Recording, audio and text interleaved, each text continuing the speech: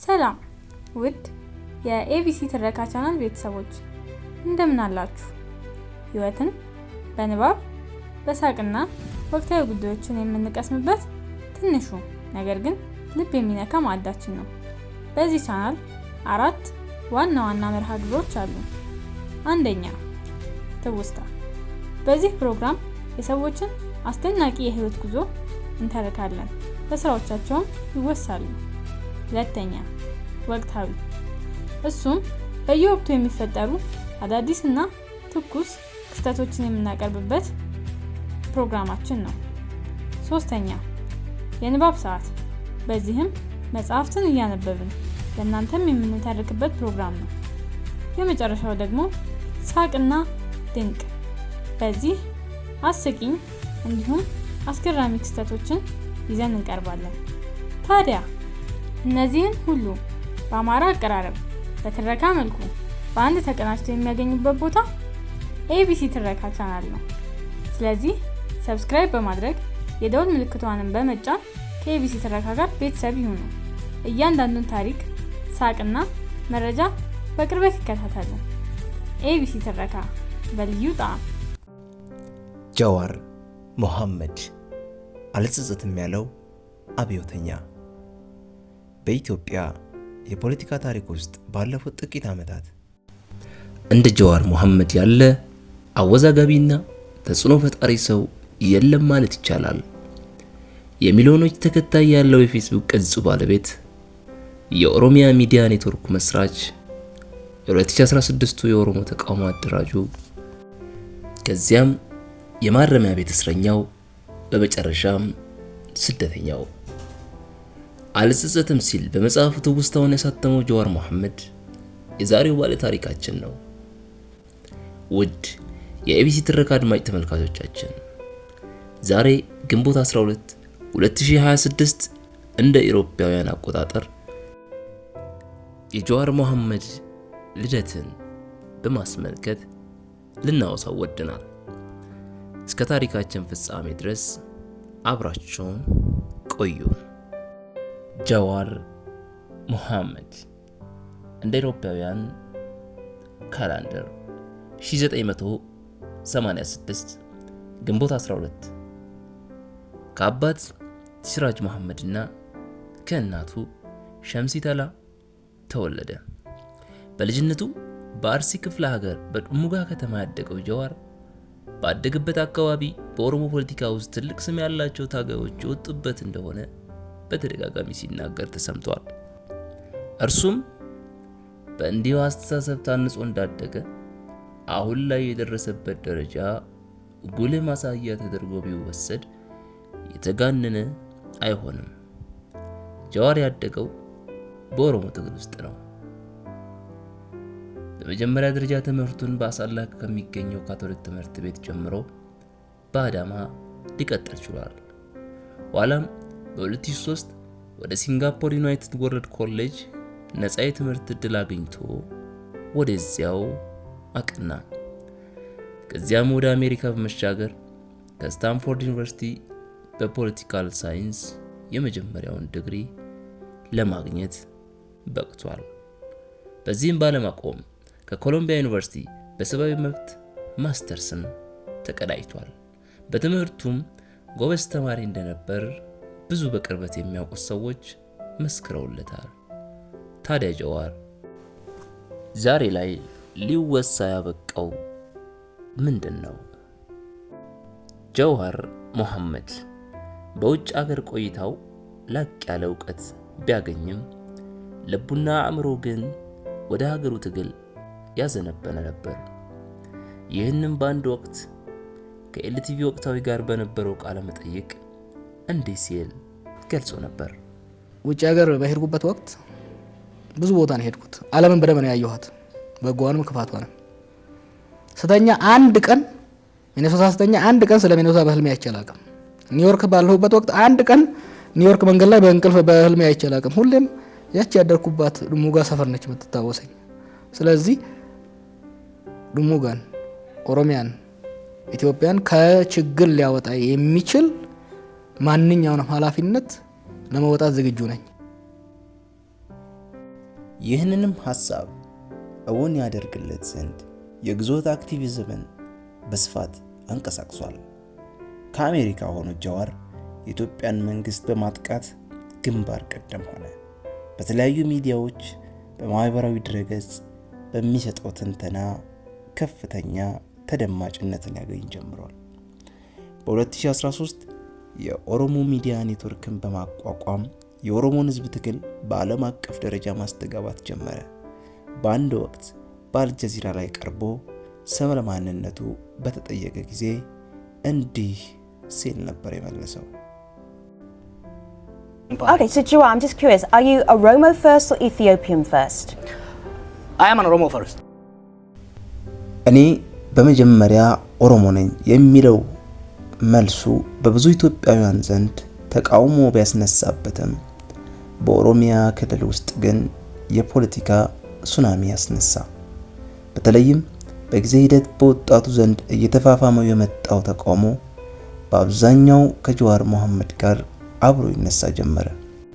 2 ሚሊዮን የሚጠጋ ፌስቡክ ተከታይ ያለው ኦኤምኤን የ2014 እስከ 2016 የኦሮሞ ተቃውሞችን በማስተባበር ወሳኝ ሚና ተጫወተ። እነዚህ ተቃውሞች ኢህአዴግን ክፉኛ አመሱት። በኢህአዴግ ውስጥም ከፍተኛ የሆነ ትግል ይደረግ እንደነበር በኋላ ላይ በግልጽ ተሰምቷል። ጃዋር በመቀጠል በዚህ ጊዜ ኦሮማራ የሚለውን እንቅስቃሴ በከፍተኛ ሁኔታ ማስተጋባት ጀመረ። ይህም በአማራ ክልል ውስጥ የሚደረጉ ትግል ከኦሮሚያ ትግል ጋር በማስተሳሰር ከፍተኛ ሚና ተጫውቶ ነበር። ከውስጥም በኦህዴድና በብአዴን ፓርቲዎች መካከል ስርዓቱን በመቃወም የህዝብን ድምጽ ማስተጋባትና ትግሉን ማስቀጠል ተያያዙት። በዚህም በዋናነት ኢህአዴግን በበላይነት ይመራ የነበረው ህወሓት ከስልጣን ሊወገድ በቃ። ከዚያም ጠቅላይ ሚኒስትር ዶክተር አብይ አህመድ ወደ ስልጣን መጡ። በብዙዎች ዘንድ ታዲያ ጃዋር የዚህ ለውጥ አርክቴክት እየተባለ ተደጋጋሚ ተጠርቷል። ጠቅላይ ሚኒስትር ዶክተር አብይ አህመድ ወደ ስልጣን ከመጡ በኋላ ሁሉም በውጭ ሀገር የተሰደዱና ከሀገር የወጡ ፖለቲከኞች ወደ ሀገር ቤት ተመለሱ። ጃዋርም ከ15 ዓመት ግዞት በኋላ በድል ወደ ሀገር ቤት ተመለሰ። በመንግስትና በህዝብ ከፍተኛ አቀባበል ተደረገለት። በዚህ ጊዜ ከጠቅላይ ሚኒስትር ዶክተር አብይ አህመድ ጋር ለጥቂት ጊዜ አጋሮች ነበሩ። ነገር ግን ይህ ብዙ አልዘለቀም። በተለይ ጃዋር በኦሮሚያ ውስጥ እንደ አንድ የመንግስት ኃይል መቆጠር ጀምሮ ነበር። በወጣቱ ዘንድ ባለው ተሰሚነት በመጠቀም የመንግስት ባለስልጣናት ሳይቀሩ ይጠነቀቁትም ነበር። በተለይ ብዙዎች በኦሮሚያ ወቅቱ በነበረው ያለመረጋጋት ይከሱትም ነበር። በ2019 በጥቅምት ወር መንግስት በጃዋር ዙሪያ የጸጥታ እርምጃ ወስዷል ተብሎ በኦሮሚያ ውስጥ ከፍተኛ ብጥብጥ ተነሳ። በዚህም የበርካታ ሰዎች ህይወት አለፈ። ከዚህ በኋላ ጃዋር በፕሮፌሰር መረራ ጉዲና ይመራ የነበረውን የኦሮሞ ፌዴራሊስት ኮንግረስ አባል በመሆን እንቅስቃሴ ማድረግ ጀመረ። በኦሮሚያ በተለያዩ አካባቢዎች በመዘዋወር በመንግስት ላይ ከፍተኛ ዘመቻ ማድረግ ጀመረ። እንደ አውሮፓውያን አቆጣጠር ሰኔ 2020 ታዋቂው የኦሮምኛ ዘፈን አቀንቃኙ ሃጫሉ ሁንዴሳ መገደሉ ተሰማ። ከዚህም ዜና መሰማት በኋላ ጃዋርና ደጋፊዎቹ የሟቹን አስክሬን አስተጋብሏል ሲባል በፖሊስ ቁጥጥር ስር ሊውል ቻለ። በእርሱ መታሰርም በሃጫሉ ግድያ ኦሮሚያ ከባድ የሚባል ጊዜን ለማሳለፍ በቃች። መንግስት በህዝቡ አመጽ ጃዋርን ይፈተዋል ቢባልም በመስከረም 2020 በጃዋር ላይ የሽብርተኝነት ክስ ተመሰረተ። ከአንድ ዓመት ተኩል በላይም በእስር ለመቆየት ተገዷል። ጃዋር የእስር ቤት ቆይታውን ሲገልጽ ታዲያ ከኡቡንቱ ሚዲያ ጋር ባደረገው ቆይታ እንዲህ ሲል ተናግሮ ነበር። ሪፍሌክት ለማድረግ መልካም እድል ነበር። ለኔ ግን ፈጣሪ ከአንዳንድ ነገሮች እኔ ለመከላከል ያቆየኝ ነው የሚመስለኝ። በተለይ ደግሞ እስር ቤት ውስጥ ሆኜ ሰፈራው የነበረው በጣም ስሳሳ የነበረው ስወተውት የነበረው የእርስ በርስ ጦርነት ተጀምሮ የተካሄደበት ወቅት ስለነበረ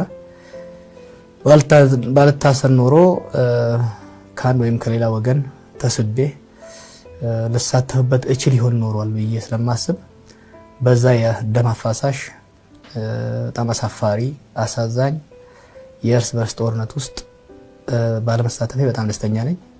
በመታሰሬ ቢሰማኝም ከአንድ ዓመት ተኩል በላይ እስራት በኋላ በጥር 2022 መንግስት ጀዋርን ጨምሮ ሌሎች ታዋቂ የፖለቲካ እስረኞችን ነፃ ወጣ። ይህም ከእርስ በርስ ጦርነት በኋላ ብዙዎችን ግራ ያጋባና ያስደሰተ ሁኔታ እንደነበር የቅርብ ጊዜ ትውስታ ሆኖ አልፏል። ከእስር ከተፈታ በኋላ ጀዋር ወደ ኬንያ ናይሮቢ በማቅናት ጥቂት የብቸኝነትና የዝምታን ጊዜ በዚያ አሳለፈ። በዚያ ናይሮቢም ባለ ወቅት ከሚዲያ ጋር ቃለ መጠይቅም አድርጎ ነበር። በተለይ በአርቲስት ቲቪ ከእውቁ ጋዜጠኛ ከደረጃ ኃይሌ በነገራችን ላይ በሚባለው ፕሮግራም ያደረገው ቃለ መጠይቅ በብዙዎች ዘንድ ብዙ ተመልካች ያገኘ ቃለ መጠይቅ ነበር። ነገር ግን ጀዋር እንደ በፊቱ በፖለቲካው ላይ ቀጣይነትና የነቃ ተሳትፎ በዚያን ወቅት አላደረገም ነበር። በታህሳስ 2024 አልጸጸትም የተሰኘ መጽሐፍ በእስር ላይ በነበረ ጊዜ እንደጻፈው የሚናገረው ጀዋር ለማሳተም በቃ። ይህ መጽሐፍ ከአስተዳደጉ ጀምሮ አሁን እስካለበት ህይወቱ የሚያትት የሆነ መጽሐፍ በብዙዎች ዘንድም ተነባቢነትን ለማግኘት የበቃ መጽሐፍ ነው። ይህ መጽሐፍ በ3 ቋንቋዎች ለአንባቢያን በቅቷል። በአማርኛ፣ በአፋን ኦሮሞና በእንግሊዝኛ። ጀዋር ሲራጅ መሐመድ ከአንዲት ዱሙጋ ከተሰኘች ጠባብ መንደር ተገኝቶ በታላላቅ ሀገራት የመማር ዕድልን አግኝቶ የኢትዮጵያ በአንድ ወቅት ንግግሩ በጉጉት የሚጠበቅ እጅግ ተጽዕኖ የጎላ ሰው ሆኖ ነበር። ዛሬ ላይ ከሀገር ውጭ በነበረው አቋም እንደማይጸጸት እየገለጸ ዛሬም ባመነበት መንገድ እየተጓዘ ይገኛል።